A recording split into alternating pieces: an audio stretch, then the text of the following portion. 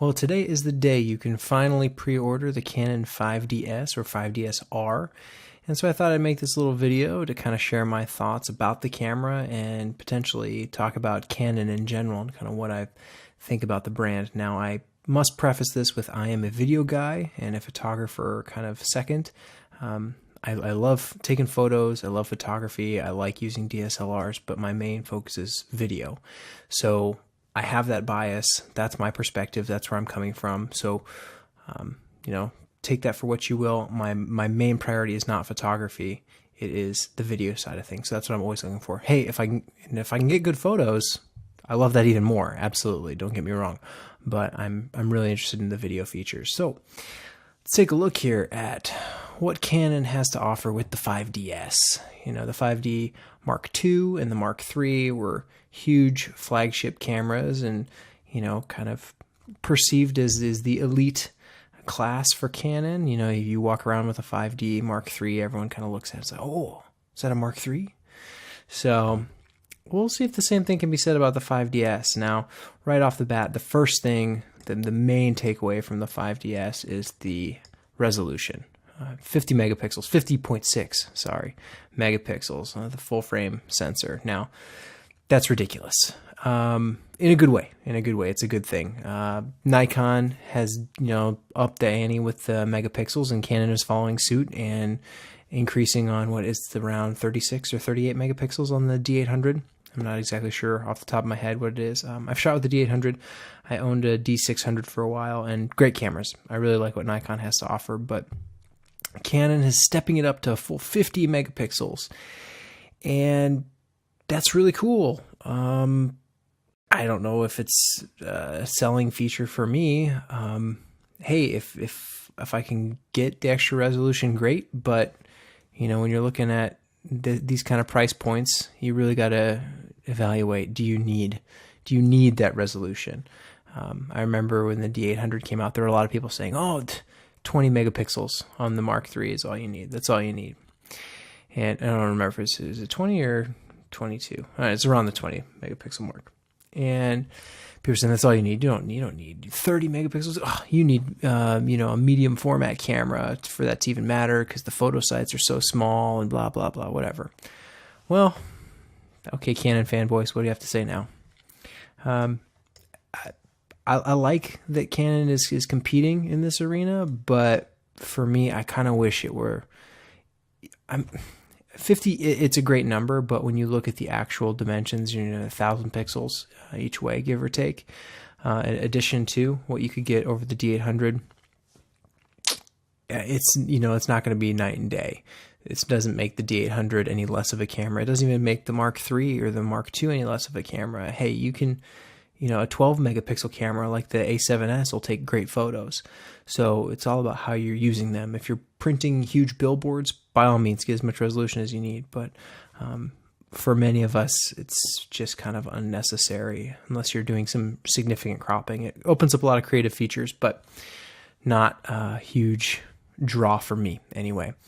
You got other things like, updated image processors. Okay, great. It's faster, can process more. Well, as it should if it's got 50 megapixels per photo.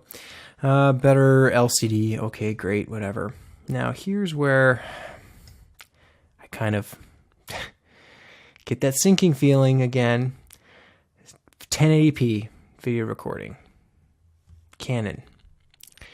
What are you doing? The Mark II was so revolutionary, and I loved that camera. Full frame look, 1080p. Okay, at the time I didn't know any better, but it claimed it was full HD, and that camera revolutionized everything. That's the reason the DSLR market and the mirrorless market is the way it is today, is because of that camera. And you know what? It had full HD 1080p. Back in 2007, 2008. So I get that, 50 megapixels is a lot to process, but everyone's doing 4K. And Canon, if you don't get on that bandwagon, you are going to be left in the dust. I know you have your high-end cameras, your Cinema EOS that you want to, or EOS, that you want to protect and maintain. And yeah, NAB, there might be new 4K cameras coming for the Cinema EOS line, but what? And like I said, I'm a video guy, so this is what really gets me. But this is also the reason that I've totally abandoned Canon. There's a lot of people who really like their glass, who like their cameras, and Canon cameras take great pictures, and they do have awesome glass. But when you look at the video quality coming out of their DSLRs, it's just garbage. And that stuff can be done better. Like the Sony A7S, very, very sharp, close to 1080p camera, internally. And the GH4, Panasonic GH4, holy cow, 4K internally to an SD card. So don't give me this that it can't be done or that it has to be really expensive. The GH4 is less than half of this. And I get that it's a smaller sensor and whatever, but if you're going to be charging twice as much, you should at least be able to compete on features, because just like people say, oh, you don't need that resolution, you don't need those megapixels. There's a lot of people who say, oh, you don't need 4K, you don't need 4K, 1080 is fine. Well, why are those people excited about a 50 megapixel camera then, if resolution isn't that big of a deal? I'm a video guy, 1080p is tiny by photography comparisons. It's tiny, and 4K, even if I'm not finalizing in 4K, I still want that extra resolution to downsample. I want to be able to play with it in post if I need to crop or reframe or what have you. And it's just a good feature to have, and it makes a camera, that cost almost $4,000 look attractive compared to something that's just like, oh, that's a highlight. No, that was standard in like 2009. Everyone's doing 1080. So just really disappointed. You've got autofocusing. Okay, I've heard that it's comparable to the Canon 70D, which apparently the autofocus is great. I've never personally used it, but that's what I've heard. So, hey, maybe this camera will have awesome autofocus. Who knows? Got a RGB IR metering sensor. Okay, great. ISO, 100 up to 6400, 5 frame per second burst shooting. All right, pretty standard stuff. Anti-flicker compensation. Wonderful. And user selectable shutter release time lag. Okay, cool. Nice little option to have. And dual compact flash and SD memory card slots. Again, hey, if you can have 2 slots, I'm all for that.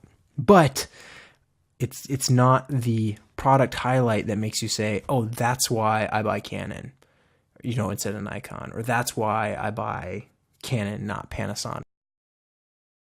So, kind of disappointed. I understand this probably isn't the camera for me. Maybe I'll be more interested in the 5D Mark IV whenever that gets announced.